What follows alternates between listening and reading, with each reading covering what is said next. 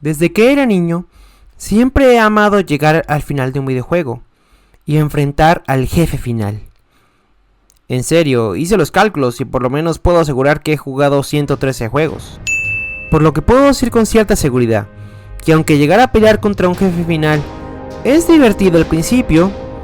luego de vencer a tantos, puedes llegar a sentirte bastante cansado y poco emocionante el tener que volver a llegar al final de un nivel y enfrentarte al típico monstruo gigante o al jefe del tamaño humano rápido con espada. Por lo que con eso en mente, hoy te traigo 3 jefes que te dejarán con la boca abierta y harán que te des cuenta de que a veces hay jefes que pueden llegar a marcarte como jugador por el resto de tu vida. En una de las puntas más alejadas de la capital de Lothric, la bella ciudad de Irithyll del Valle Real, se alza potente un lugar que está más cerca del cielo que la misma ciudad de los dioses. Para llegar hasta ese punto, tuviste que haberte enfrentado a los caminantes del abismo, a Wolfnir, el rey de las profundidades, y haber vencido a Jorm, el gigante. Y luego de haber atravesado por los muros de Alto Lothric, el camino de los sacrificios, el fuente de Farron, las catacumbas de Karthus, el valle boreal de Irithyll, la mazmorra de Irithyll, la capital profanada y finalmente el jardín del rey consumado. Y luego de haber hecho una pose en una parte muy específica del mapa, lo cual que conseguimos al copiar un característico gesto que solo se consigue si exploras lo suficiente y logras vencer a Oseiros, el rey que desea volverse un dragón antiguo, pasaremos a una zona apartada del mapa a propósito, casi como si este lugar no se suponiera que nunca tendría que ser encontrada por nadie, y encontramos a toda clase de enemigos con escamas, alientos de fuego y alas, que claramente nos grita a todas luces que estamos en presencia de dragones. Pero aquí está lo curioso: durante todo el recorrido nunca vemos a ningún dragón verdadero, y aunque esto pareciera un mal chiste, un lugar llamado el Pico del Archidragón, donde no hay ningún dragón vivo o real, lo cierto es que tiene su explicación dentro del juego. Y es que en el primer Dark Souls, Wynne junto con los otros primeros seres de las grandes almas, lucharon y acabaron con casi todos los dragones con la ayuda de los rayos y la traición de Cid el Escamado. Lo que vemos entonces aquí es el último refugio de esta poderosa raza que por un momento fue la verdadera raza inmortal del mundo de Dark Souls. Seres inmunes al paso del tiempo y con un poder capaz de rivalizar con los antiguos dioses. Y cuando pensábamos que esta zona era más un lindo recuerdo de lo que era antes Dark Souls, nuestro personaje se encuentra con esto.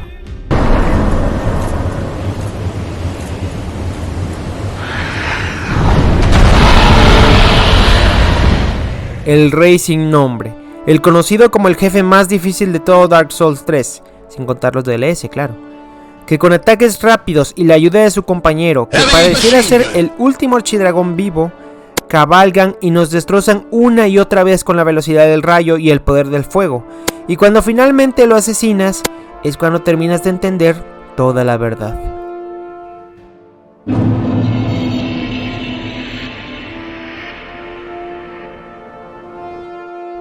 El Rey sin nombre en realidad no es un título que quiera inspirar miedo o respeto como otros jefes de la saga.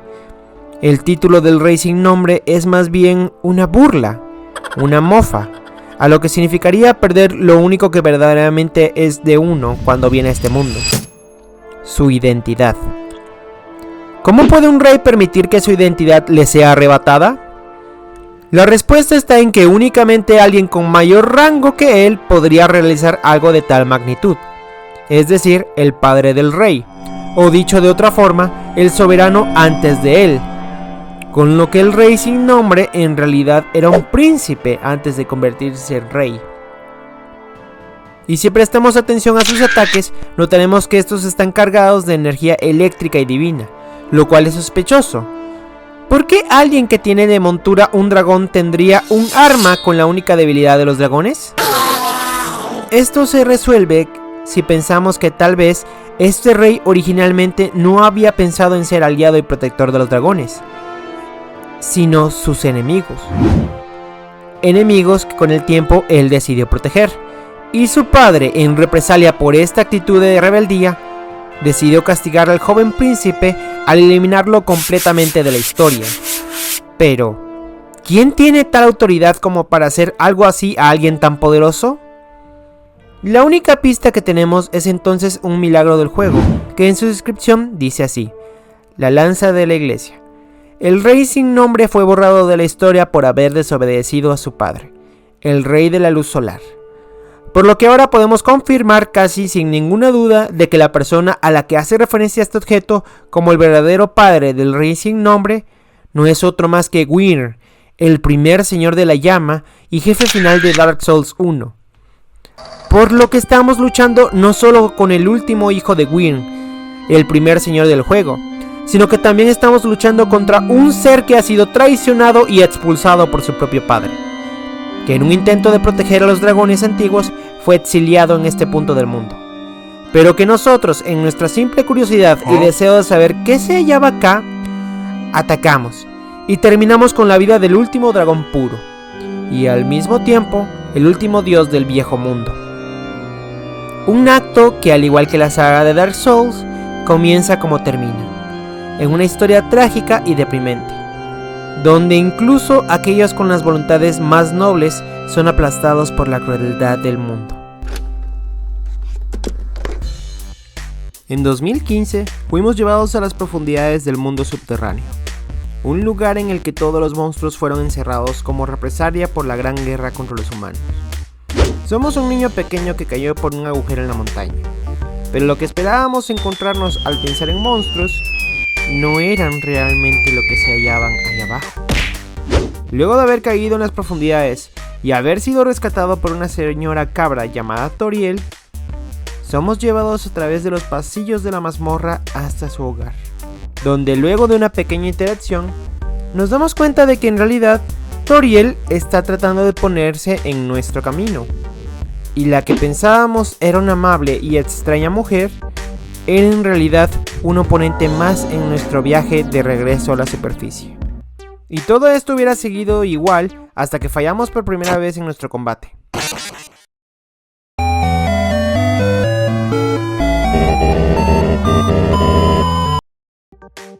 Toriel no desea lastimarnos,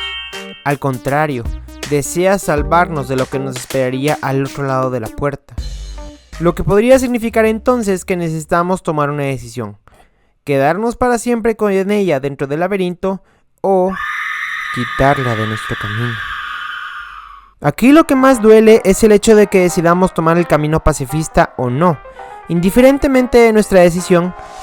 Toriel ha estado presente durante muchos años en la entrada del mundo subterráneo en un intento de evitar que los humanos que cayeran hacia el mundo de los monstruos fueran asesinados por el rey Asgore, por lo que nuestra elección es indiferente en el juego, ya que a ella ha recibido las mismas palabras de confianza y deseo de libertad de los otros niños antes que nosotros de querer salir de la mazmorra, pero todos lastimosamente siempre tuvieron el mismo final, con una joven madre que esperaba el regreso de sus hijos.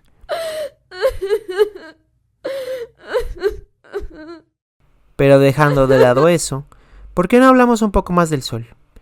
¿Qué tal si hablamos más del país del sol naciente?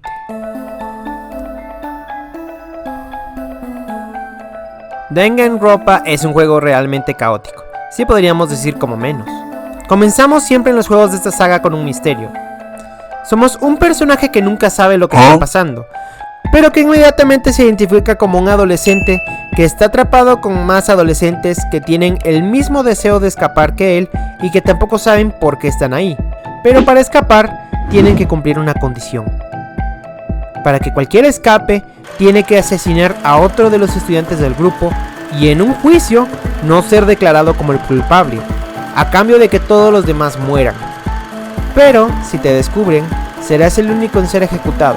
y todos los demás serán perdonados. Este es un clásico juego del preso. La mayoría de personajes desean sobrevivir y volver a obtener su libertad, pero al mismo tiempo saben que todos los demás presos también buscan su libertad, con lo que siempre existe la posibilidad de que si ellos no asesinan primero a la próxima persona, entonces los demás lo hagan y lo condenen a él, generando una atmósfera cruel y agobiante, donde simples estudiantes están obligados a ser asesinados entre sus propios compañeros, Y este juego japonés es una forma de terror y suspenso muy característico de los japoneses, que logran llevar hasta el límite la paranoia y la crueldad humana que se puede llegar a desarrollar en las condiciones ideales, en casos como Rainbow y la tumba de las luciérnagas. Pero al ser un juego, nos abre las posibilidades de poder interactuar libremente con el ambiente y ser alguien activo en cómo se desarrolla la historia. Sin embargo, en la tercera entrega de su juego es cuando deciden llevar esto al límite, ya que ahora el jefe final no es algún villano dentro de la misma historia, sino los mismos fans del juego, que, aunque odiemos ver a nuestros personajes más queridos ser asesinados o volviéndose asesinos, eso no significa que no disfrutemos de la sensación de esperanza y heroísmo que nace de esas situaciones, volviendo a los fans de los juegos que siempre están pidiendo por más en los verdaderos creadores de la historia, que impulsan a seguir creando este tipo de momentos donde solo existe el sufrimiento y el dolor. Y la única forma de que los personajes principales finalmente logren ser libres es evitando de que vuelvan a hacer otro juego de esta saga. Con lo que el jefe final siendo los propios jugadores que siguen condenando a los personajes de este universo a pasar por un calvario, solo para entretenernos, nos vuelve por mucho uno de los enemigos más personales y aterradores de todos los tiempos.